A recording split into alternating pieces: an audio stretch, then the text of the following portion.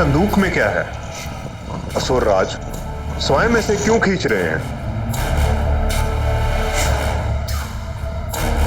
अवश्य ही इसमें कोई घातक शस्त्र होगा जो पृथ्वी पे नकारात्मकता बढ़ाएगा और असुर राज फैलाएगा।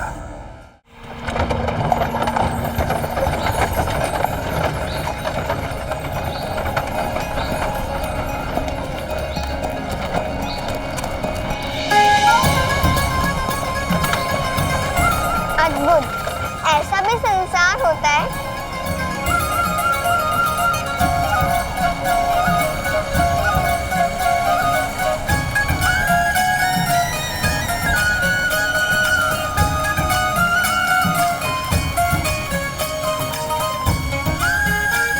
पिताश्री वो देखो, बच्चे जल में खेल रहे हैं।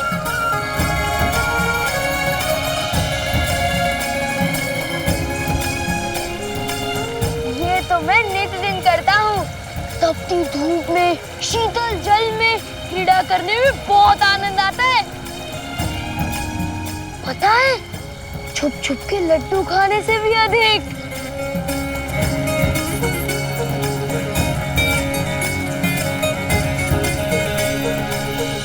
पिताश्री, इस जल की ध्वनि तो संगीत सी है। हमारे महल के झरने की ध्वनि ऐसी मधुर क्यों नहीं है? क्योंकि ये झरना नहीं, नदी है वैष्णवी।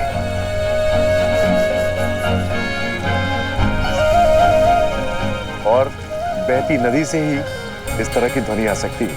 अच्छा, भ्रमण के पश्चात यदि समय मिले तो क्या तुम मुझे इस नदी के निकट ले जाओगे? मुझे इसका संगीत निकट से सुनना है।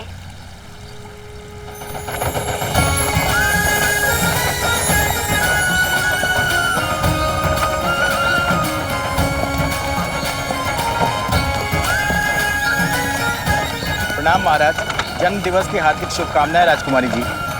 बहुत बहुत शुभकामनाएं राजकुमारी जी। राजकुमारी जी, जन्मदिन की हार्दिक शुभकामनाएं।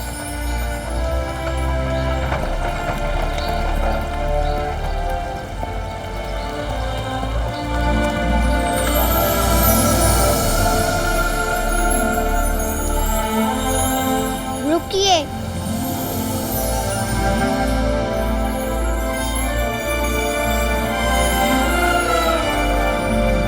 पिताश्री, ये तो वही तितली है जो हमारे बगीचे में आती है। वैष्णवी, सहस्त्रों तितलियां हैं इस संसार में। सैकड़ों? ये पृथ्वी कितनी सुंदर है पिताश्री। हम इन ढाई तितलियों से मित्रता करना चाहते हैं।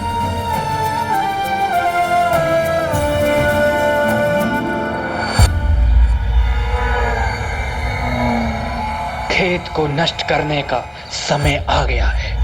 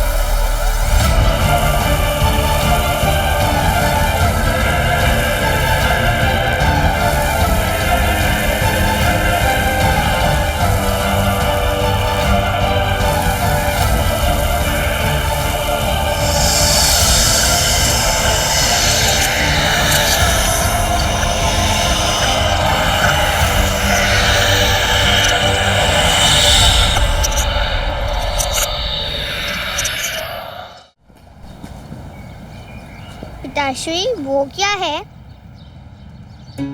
जब से हम महल के बाहर निकले हैं, हमारे पीछे ही पड़ा है। कितना भयानक दिख रहा है वो।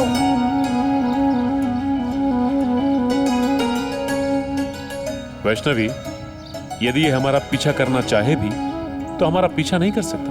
अर्थात? ये पर्वत है, त्रिकुट पर्वत, और पर्वत अचल होते हैं और ये इतने विशाल होते हैं कि किसी भी दिशा से देखे जा सकते हैं। इसीलिए आपको ये लग रहा है ये त्रिकुट पर्वत हमारा पीछा कर रहा है। अच्छा, तो क्या हम इसके समीप जा सकते हैं? आपका जन्म दिवस है, आप जहां जाना चाहें वहां जा सकती। सारथी, त्रिकुट पर्वत की तरफ ले जाओ।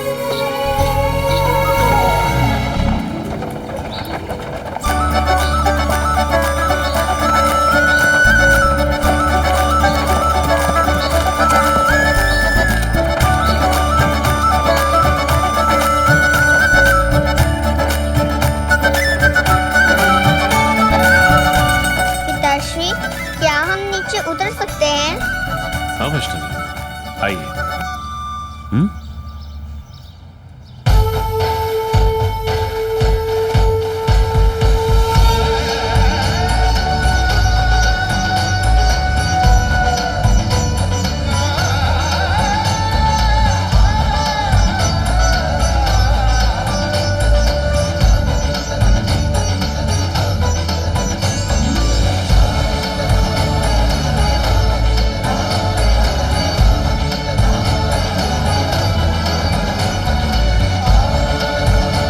पिताश्री,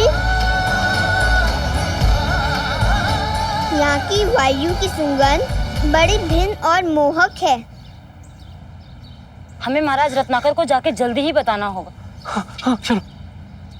ये मिट्टी की सुगंध है। हमारे आने से पूर्व यहाँ पर वर्षा हुई है और वर्षा की बूंदें जब मिट्टी से मिलती हैं तो इसी तरह की सुगंध जन्म लेती है।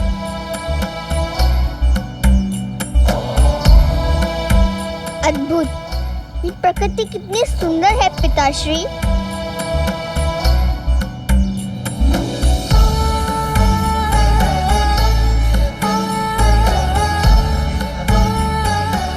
पिताश्री, हम आगे तक जा सकते हैं? हाँ वैष्णव, पर समीप ही रहना।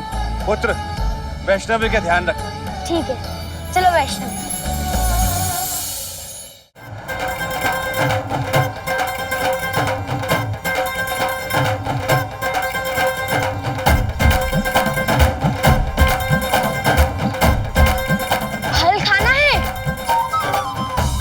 भूख नहीं। मन बदलने के लिए तो खा सकती हो। वैसे भूख तो मुझे भी नहीं, परंतु यहाँ के आमों की बात ही न्यारी है।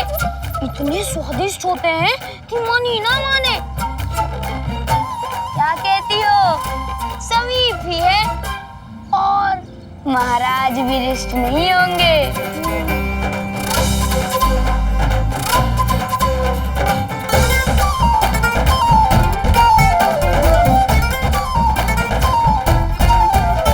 महाराज रत्नाकर को तो अपने प्रजा की चिंता बिल्कुल ही नहीं है। यहाँ फसलों के नष्ट होने के कारण किसान परेशान हैं। वहाँ महाराज अपनी पुत्री के जन्म उत्सव मनाने में व्यस्त हैं। खेत उजड़ने से भूखमरी की मार तो प्रजा को झेलनी पड़ती है और महाराज का राज भंडार वो तो सदैव भरा रहता है। हाँ,